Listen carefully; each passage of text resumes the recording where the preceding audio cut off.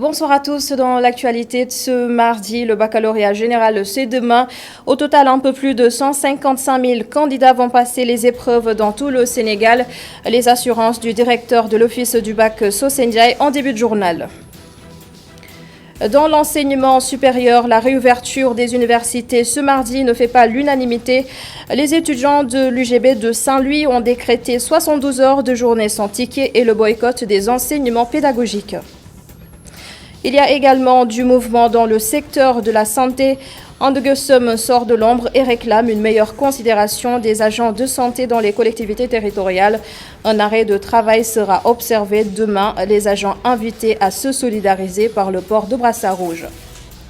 Va suivre la page internationale signée Cheikh Hassan Afal.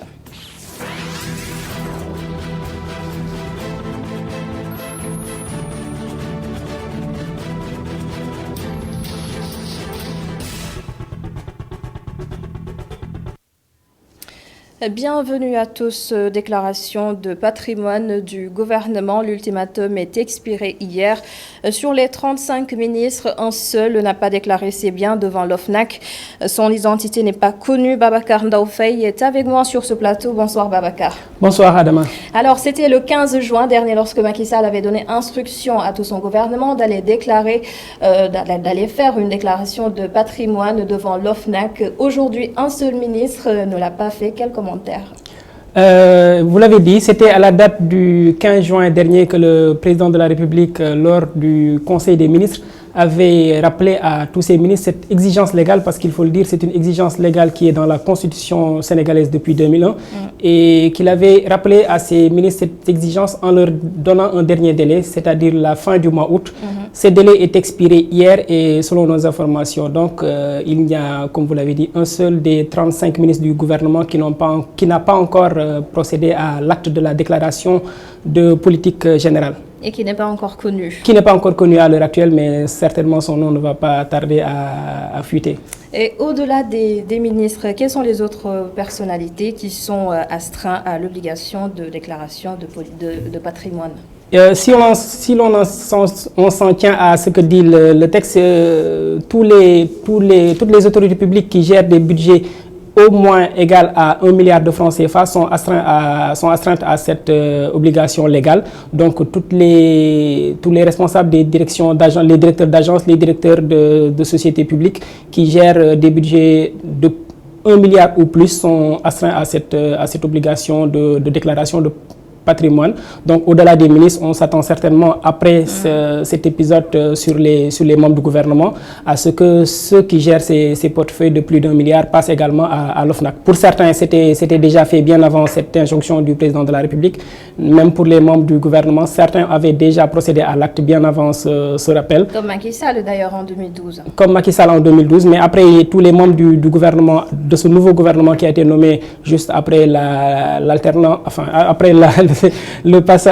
réélection du président de la République, certains avaient déjà procédé à l'acte, mais il restait encore d'autres qui sont passés pour la plupart après le rappel à l'ordre du chef de l'État. On s'attend donc peut-être à une nouvelle série, c'est ça? Certainement, surtout pour les directions d'agences et de sociétés publiques. Merci beaucoup Babacar Ndaoufei. Je rappelle que vous êtes le rédacteur en chef du site E-Média SN.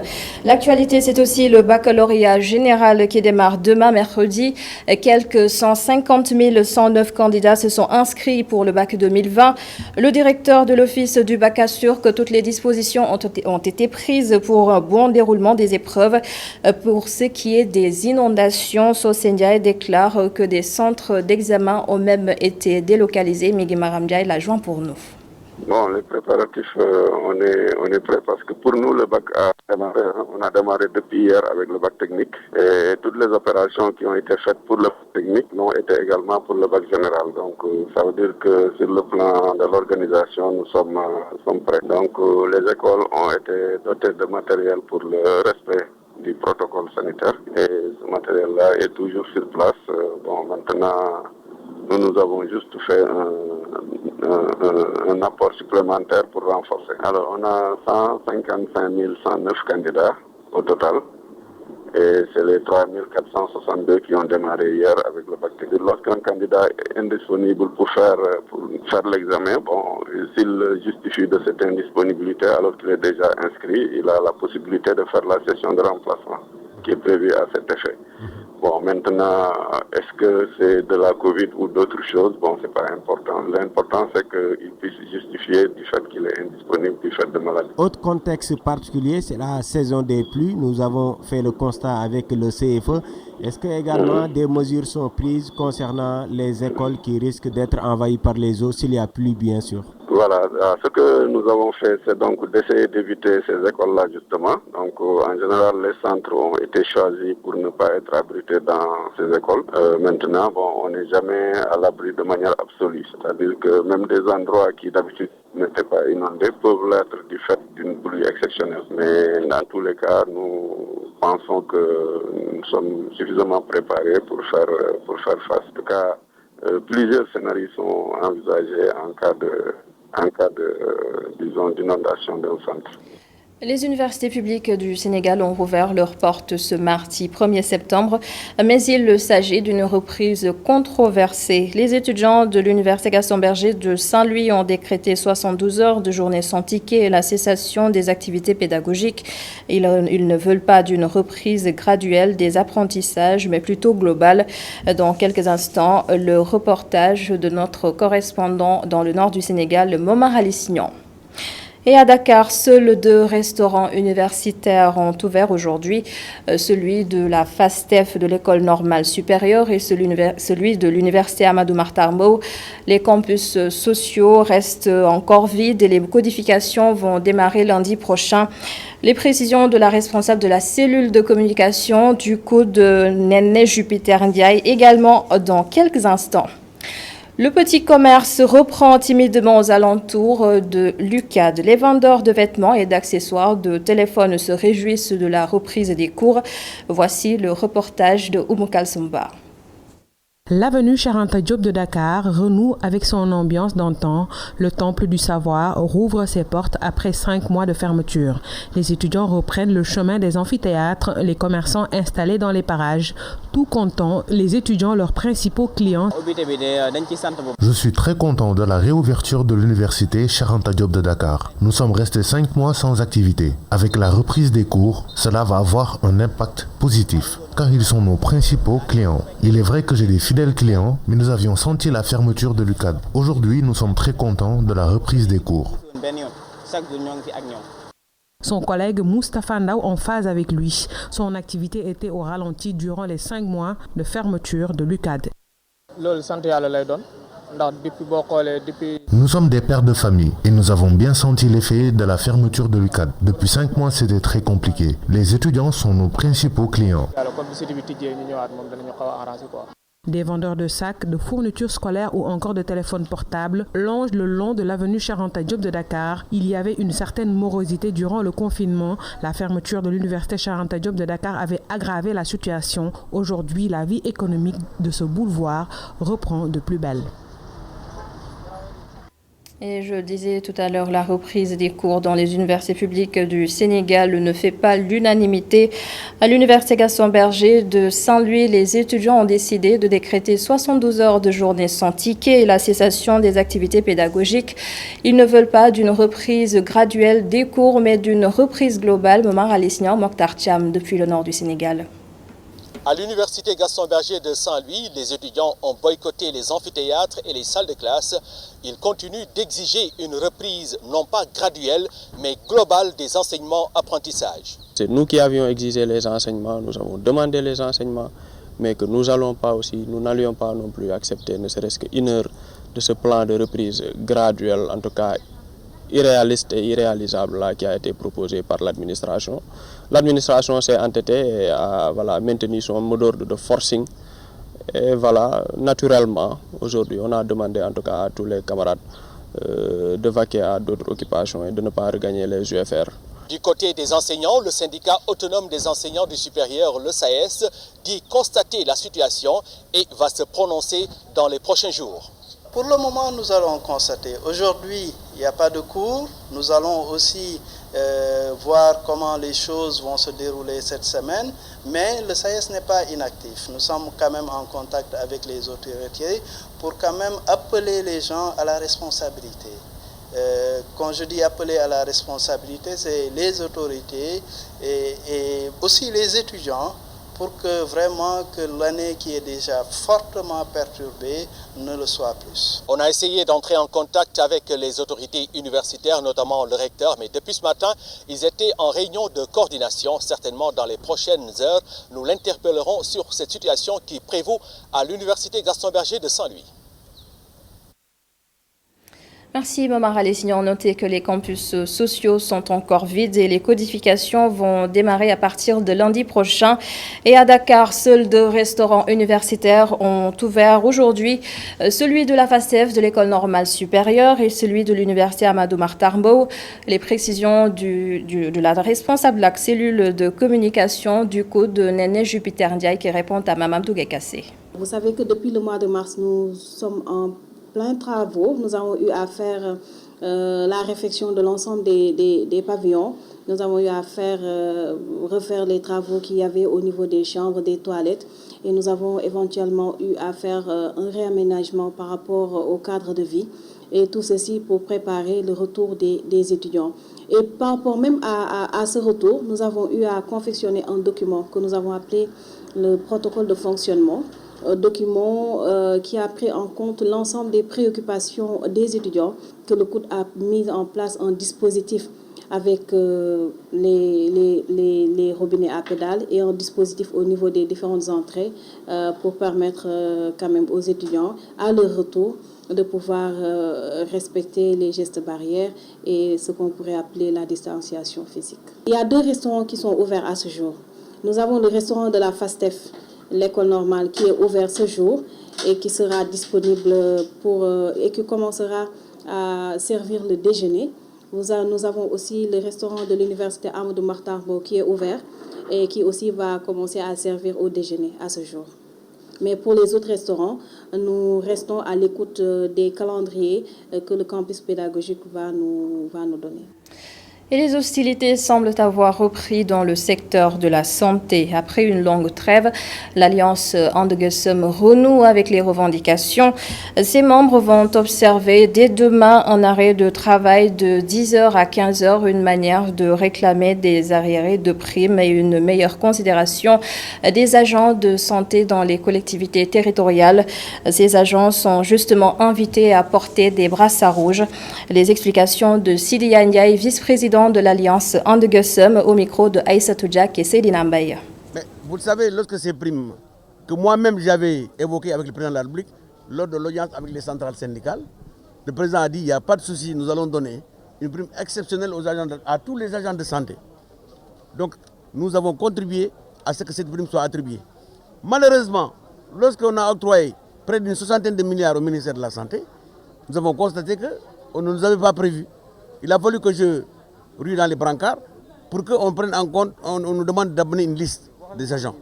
Nous profitons de cette occasion pour nous adresser même au président de la République qui a octroyé cette prime pour lui dire qu'une partie de la communauté de la santé est là et qui n'a rien reçu et qu'il faut qu'il répare cette injustice.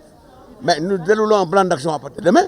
Opération Gokhi que nous allons lancer au centre de santé demain à 15h, nous vous convions à Wakam avec le maire de Wakam parce que ce n'est pas acceptable que chaque fois les gens des collectivités locales soient restés en rade. Or, nous sommes des démembrements de l'État. Donc nous ne pouvons pas accepter que chaque fois qu'il y a des avantages dus au travail du Sénégal, les gens des collectivités locales soient laissés en rade. Donc nous allons lutter, nous allons déposer même un préavis de grève générale. Et nous n'aurons pas à fermer tous les centres de santé. Malgré la pandémie, nous allons agir parce que c'est injuste. Port de brassard rouge, arrêt de travail demain de 8h à 10h. Et à 15h, lancement de l'opération Gokhi à Wakam. Et une note positive dans le secteur de la justice. Après 10 semaines de grève, le Sytjust a finalement suspendu son mot d'ordre. Une suspension qui devrait permettre au ministre de la Justice de dérouler ses engagements pris dans le cadre du dialogue avec les travailleurs de la justice. Abdourahmane Ly. Après 96 heures de trêve, le Sytjust décide de suspendre son mot d'ordre de grève grève qu'il a observée durant 10 semaines et 3 jours, au grand dam des Sénégalais qui ont du mal à avoir certains papiers administratifs. Les membres du syndicat des travailleurs de la justice ont donc aujourd'hui décidé de le suspendre pour permettre au ministre de la Justice de dérouler ses engagements. Après une large concertation avec sa base, le SYTJUST a décidé de commuter la trêve en une suspension de son mot d'ordre de grève, le temps de permettre au garde des Sceaux, ministre de la Justice, de dérouler son engagement. Ces engagements pris par la tutelle seraient au nombre de 3. La mise en œuvre d'un protocole d'accord signé le 17 octobre 2018 par rapport auquel le gouvernement s'engageait à payer des primes dues aux travailleurs de la justice. Par rapport à ce point, le ministre s'est engagé à faire toutes les diligences nécessaires pour que ces primes soient payées durant le mois de septembre. Par rapport à ce statut, il y a des dispositions qui ont été abrogées il y a quelques semaines de cela. Mais par rapport à cela, le garde des Sceaux nous a clairement dit que ce n'est pas une remise en cause des acquis, mais c'est pour une reformulation qui sera plus en adéquation avec la loi et le droit. Il fixe ainsi un ultimatum à la tutelle pour la mise en œuvre de ces accords. C'est le mois de septembre, parce que vous avez vu dans le document qui est dans le domaine public que le garde des Sceaux s'est engagé à faire d'abord payer les primes au plus tard à la fin du mois de septembre. Ça c'est clair. Maintenant, pour ce qui est du reste, les statuts et autres, on peut s'accorder toujours un délai d'1 mois pour voir exactement est-ce qu'il y a dilatoire ou pas. Si cette grève n'a pas été du goût de certains Sénégalais, elle a également eu des effets non soupçonnés du côté des membres du SYTJUST. La ponction des salaires. Le secrétaire général du dit syndicat ne le contredit pas, mais se veut prudent. Il y a des camarades qui nous ont signalé récemment qu'ils n'ont pas pu percevoir leur salaire. Nous sommes en train de faire un état des lieux. L'état des lieux n'est pas encore exhaustif, mais à terme, on verra quelle est la meilleure démarche à avoir par rapport à l'autorité. En attendant, c'est une suspension et non un arrêt total du mot d'ordre de grève, précisent les membres du syndicat des travailleurs de la justice. Abdourahmane dit il y a aussi des citoyens de la CEDEAO qui veulent faire entendre leur voix. Ils sont membres d'organisations de la société civile et estiment que la CEDEAO doit jouer un rôle de leader face aux nombreuses difficultés auxquelles font face actuellement quelques pays d'Afrique de l'Ouest. Les détails avec Adam Assar.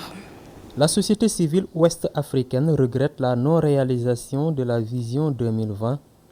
Une vision qui consistait à passer d'une CEDEAO des États à une CEDEAO des peuples. Regrettant la non-réalisation de la vision 2020, consistant à passer d'une CEDEAO des États à une CEDEAO des peuples, considérée comme une promesse non tenue et un rendez-vous manqué entre les peuples et les dirigeants de la communauté. Sur la question monétaire, les citoyens de la CEDEAO notent un retard dans les dossiers d'intégration.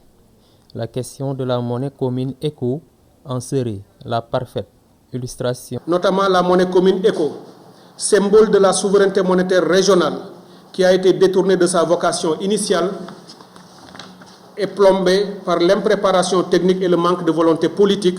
Concernant la crise malienne, cette société civile rejette la position des autorités de la CEDEAO. Rejetant les sanctions économiques excessives, disproportionnées et dangereuses contre le peuple malien, tout comme les pressions exercées sur les acteurs de la crise pour les pousser à prendre des engagements irréalistes au vu de la profondeur de la crise institutionnelle, économique, sociale, etc.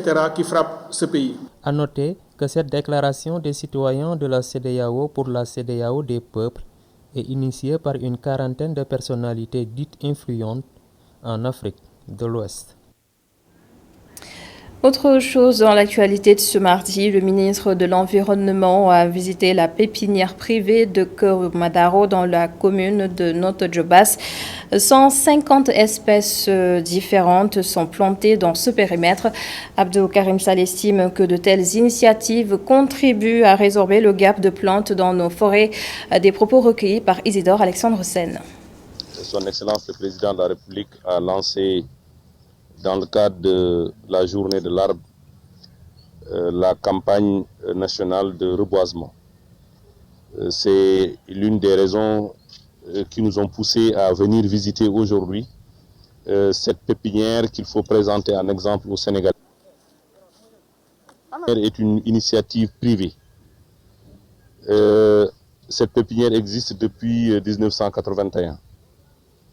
Produit presque aux alentours de 150 000 plants, que ce soit des arbres fruitiers, que ce soit des ombragés. Et je pense que c'est une initiative qu'il faut démultiplier au vu de l'importance que cette initiative représente pour la population sénégalaise, notamment la jeunesse, parce que comme il l'a si bien dit, cette pépinière emploie au moins 20 personnes permanentes, mais également des gens qui viennent travailler, et il reçoit également des étudiants et des élèves qui viennent parfaire ou bien s'informer ou bien mettre la main à la pâte par rapport à la théorie qu'ils ont déjà reçue. Et je pense que nous allons collaborer et travailler avec eux dans le cadre de notre programme de reboisement, parce que je pense qu'il y a des essences rares qui existent ici, dont on aura besoin et dont on aura besoin bien sûr dans le cadre de notre campagne de reboisement. Parlons maintenant du coronavirus. Le bilan du jour, 44 nouvelles contaminations sur un total de 944 tests effectués. Les 18 sont issus de la transmission communautaire.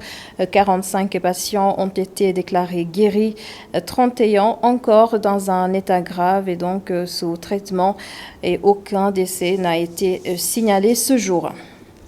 Le Magal et le Gamo, deux événements religieux en vue. En raison de la crise sanitaire, le professeur Moubarak Lo estime que les rassemblements pour ces événements ne sont pas essentiels. C'est donc à éviter. Écoutez. Si j'avais un avis à donner ou un conseil à donner, ce serait d'attendre l'année prochaine. Mais ça, c'est un avis que j'aurais à donner, un conseil. Mais je me plierai également à la décision des khalifs, parce que nous sommes tous des talibés, et donc nous nous plions toujours à la décision des khalifs. Ce qui est important en tout cas, c'est de célébrer le jour du Magal. Le fait maintenant de se rassembler, ça donne une ferveur supplémentaire, mais l'acte le plus important, c'est le fait de célébrer, même dans son cœur, le Magal. Même disons, satisfaisant sa famille. Il y a les familles mourides, même qui passent le Magal chez eux, ont l'habitude d'égorger un mouton. Et donc c'est une fête, parce qu'effectivement le Magal est une fête. Mais la fête peut être célébrée dans sa maison, ça peut être célébré à tout va. Et donc, suivant la situation, le calife peut être amené à décider de demander à ce que chacun célèbre le Magal chez soi. Mais ce qui est important, c'est de célébrer le Magal. Donc il n'y a pas une année où on ne doit pas célébrer le Magal.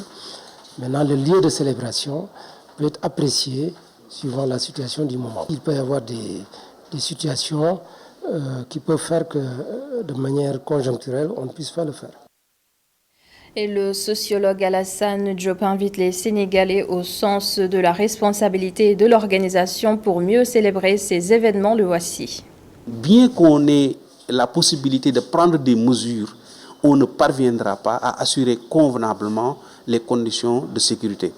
Cela veut dire quoi? Cela veut dire que ce soit un match de football, que ce soit un Magal, un Gamou, on devrait analyser les conditions de la mise en œuvre de cette activité-là. Parce que je disais que en Inde, cette activité est une activité où les gens se baignent dans un fleuve, le Gange, parce que ça les purifie. Mais là, c'est un peu difficile de retenir les gens. Ils sont obligés de venir pour se débarrasser de leurs fautes. Et cela est pareil pour des activités d'ordre religieux, cela aussi est pareil pour des activités récréatives, sportives, où l'individu a besoin de venir s'éclater, a besoin de venir se réaliser, ou bien a besoin... Parce que l'enfermement aussi n'est pas une bonne recette.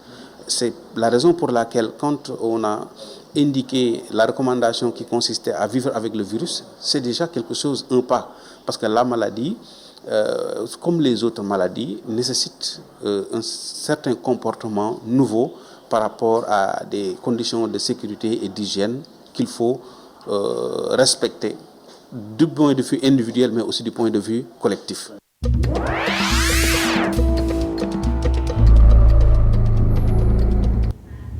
Et la page internationale ce soir est signée Cheikh Hassan Fall.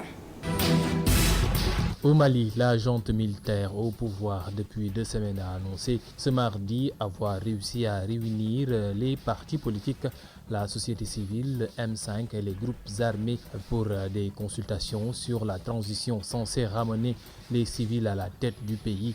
Pour rappel, le M5 RFP, qui entend bien peser dans le processus de transition, avait très mal vécu le fait de n'avoir pas été convié en tant qu'organisation samedi par le Comité national pour le salut du peuple CNSP. Depuis le 18 août, le mouvement estime que le coup d'État perpétré par les militaires est venu parachever la lutte pour la chute du régime. Plusieurs leaders du CNSP s'étaient d'ailleurs joints aux manifestants qui célébraient leur victoire, place de l'indépendance, le 21 août.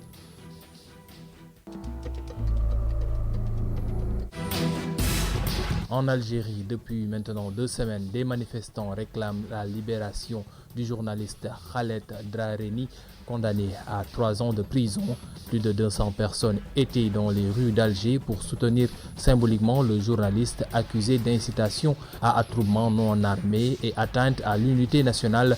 Reporters sans frontières a dénoncé la semaine dernière un contexte de plus en plus détérioré pour la liberté de la presse en Algérie. Des journalistes du monde entier se sont aussi mobilisés sur les réseaux sociaux pour demander la libération immédiate et sans condition du journaliste Khaled Drareni.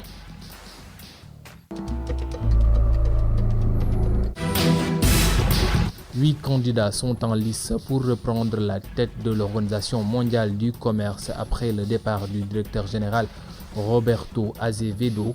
Le commerce mondial est au point mort à cause de la Covid-19.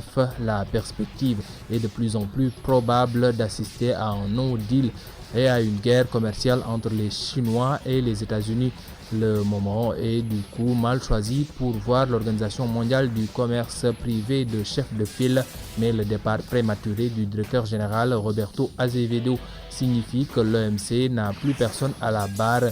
Dans un message sur Twitter, Azevedo, qui rejoint le géant des boissons Pepsi, a déclaré que la coopération internationale n'est pas facile, mais elle est nécessaire pour répondre aux besoins d'un monde interconnecté.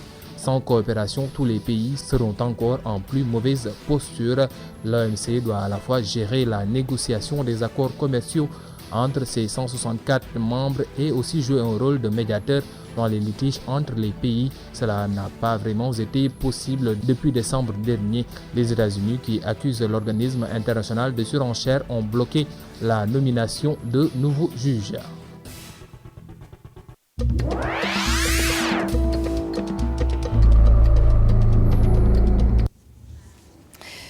Fin de ce journal. Merci de l'avoir suivi. Merci à toute l'équipe de la régie. Dans quelques instants, la suite de la Total Bloc d'information avec Khalifa Diakhaté. Rendez-vous demain 19h45 pour un autre journal. Bonsoir.